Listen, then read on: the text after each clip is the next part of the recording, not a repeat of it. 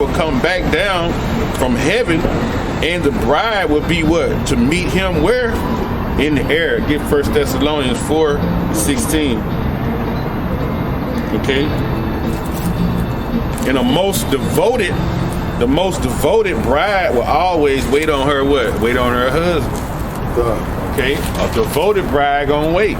But see, these girls now, when you're dealing with this world, you could be espoused to a girl. Guess what? She mess around, go out with her girlfriends to the club.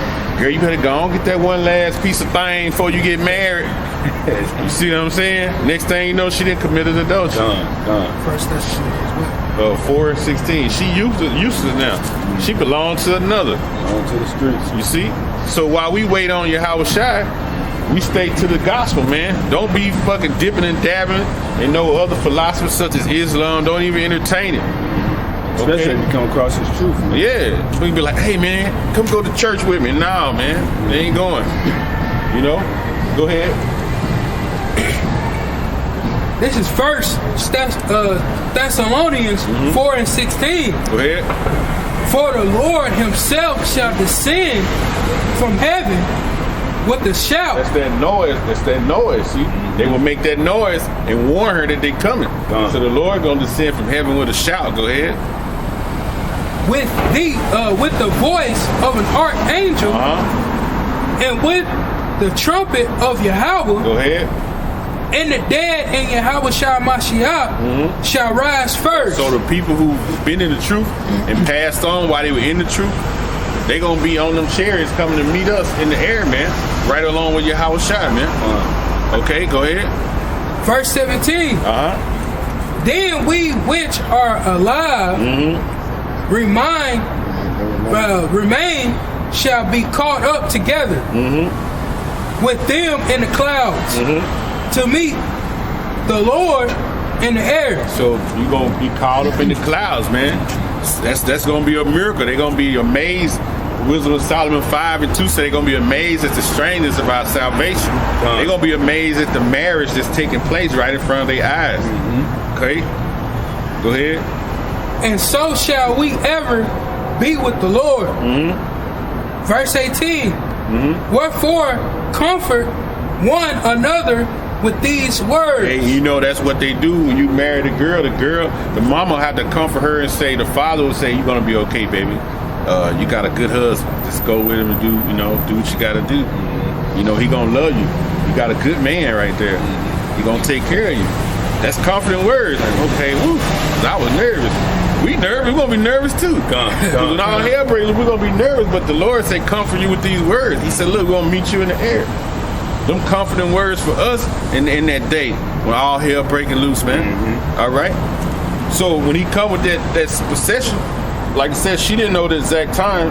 So when that time came, he would basically bring her back to his father's house and prepare basically a place for her. So when you see that, we said we were gonna meet the Lord in the air. We meet the Lord in the air. What takes place right there is it's basically saving us from tribulation. Get Isaiah 26:20, and then get Revelation 21:1. Okay, that's what he's basically doing.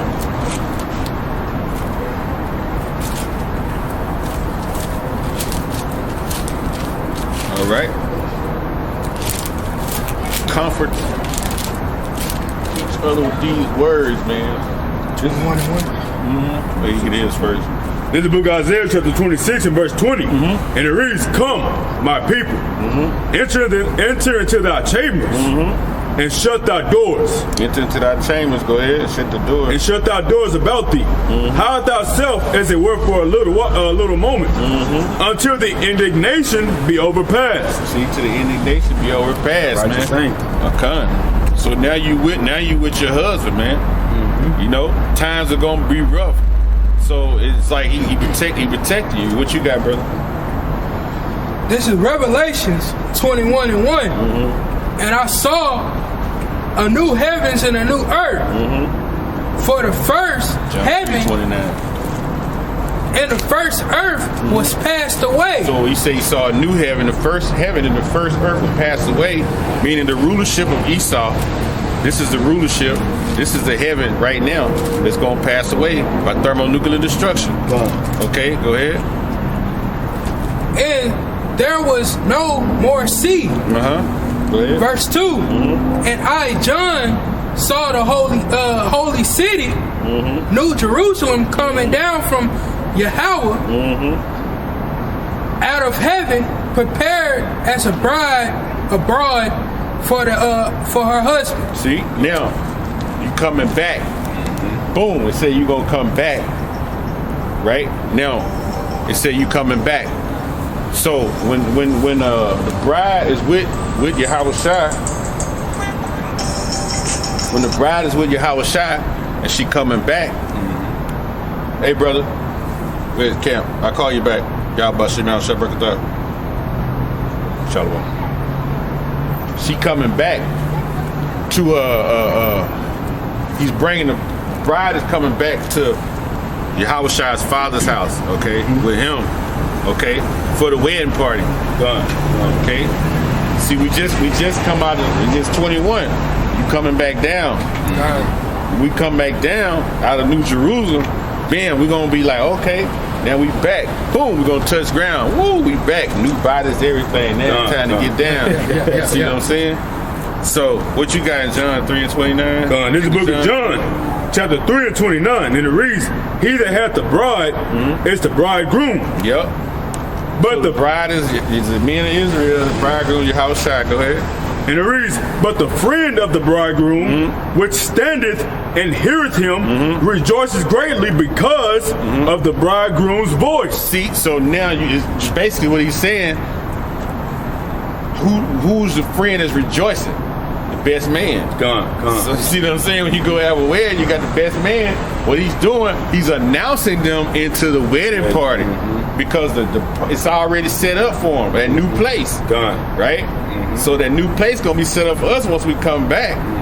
Right? And it's gonna be an announcement. Boom. Children of Israel, Yasha Allah. You know what I mean? Hey, what Ezra say, these are the men that stood so stiffly for thy name. Okay?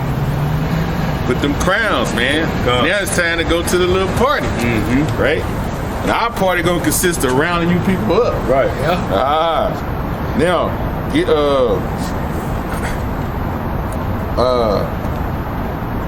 it says the consummation of the groom. Best man would announce the consummation of the wedding party outside. The wedding party and the wedding guests would celebrate the wedding feast for the next 7 days.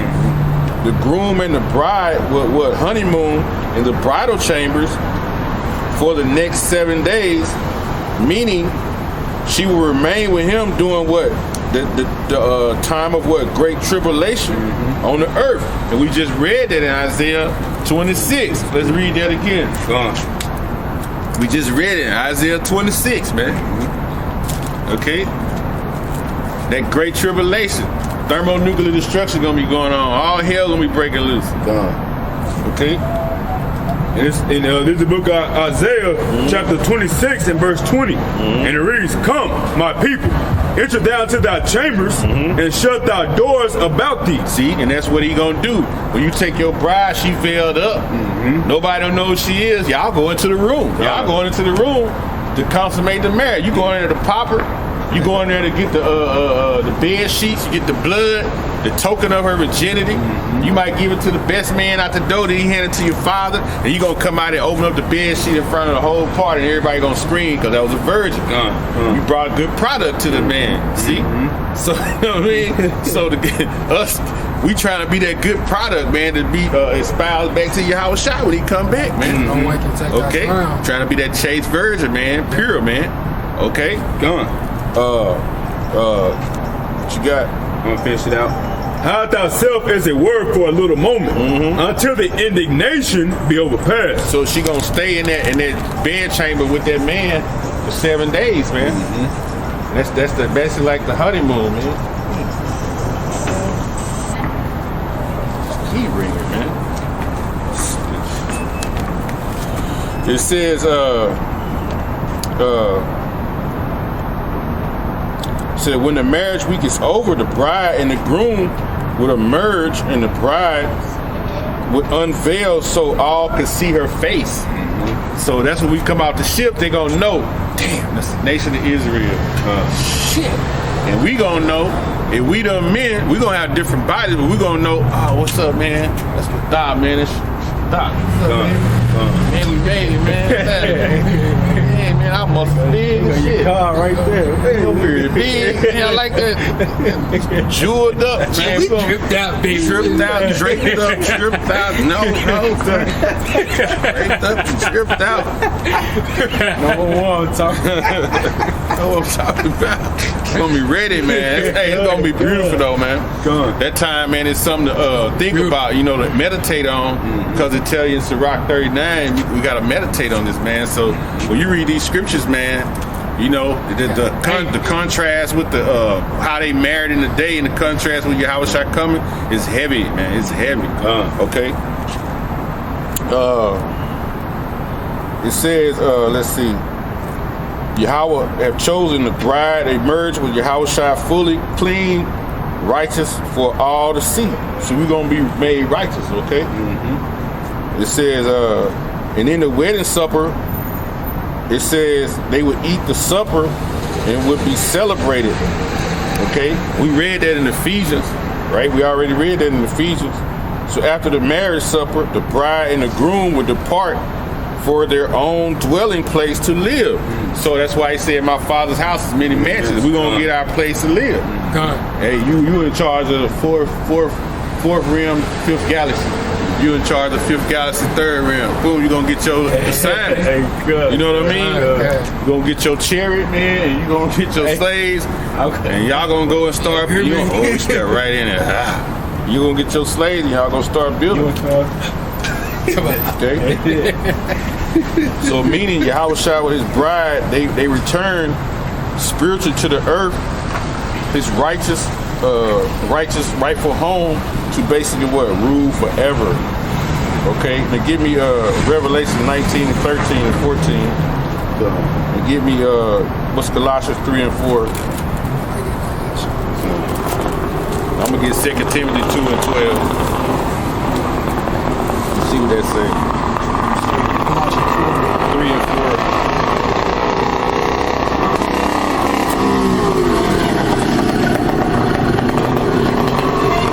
5 seconds.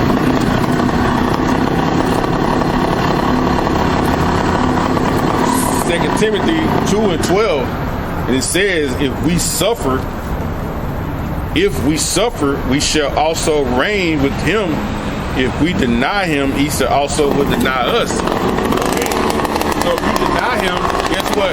It's basically you following in other philosophies. You can deny him, okay? He gonna deny you. Okay?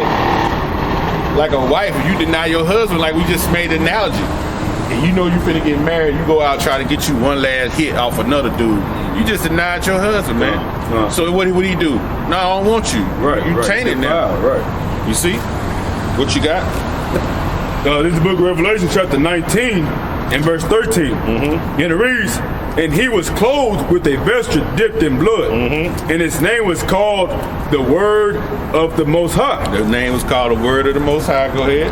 Verse 14, and it reads, and the armies which were in heaven followed him up with horses, clothed in fine linen, with